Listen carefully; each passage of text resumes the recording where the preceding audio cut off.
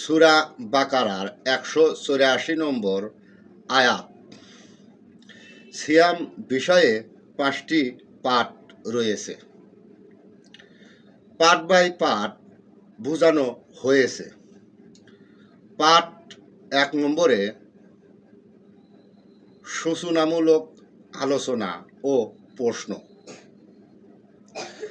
সিয়ামের এই বিষয়গুলি তরুণ প্রজন্মের ইয়াং জেনারেশনের ব্যক্তিদের জেনে নেওয়া বুঝে নেওয়া উচিত।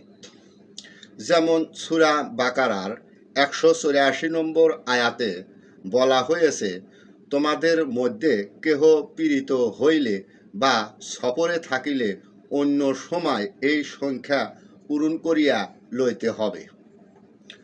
আল কোরআনে বলা হয়েছে, আপনি রোজা পালন করতে গিয়ে যদি অপারগ হন বা অসুস্থ হন বা যদি সফরে থাকেন, তাহলে অন্য সময় এই সংখ্যা পূরণ করিয়া লইতে হবে।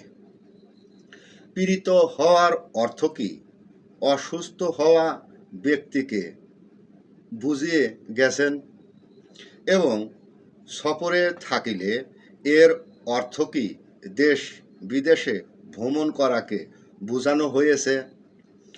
পীড়িত হলে বা সফরে থাকিলে দুটি শব্দের বিস্তারিত বিবরণ জানতে লাইক দিন, কমেন্ট করুন এবং ফলো দিয়ে পাশে থাকুন।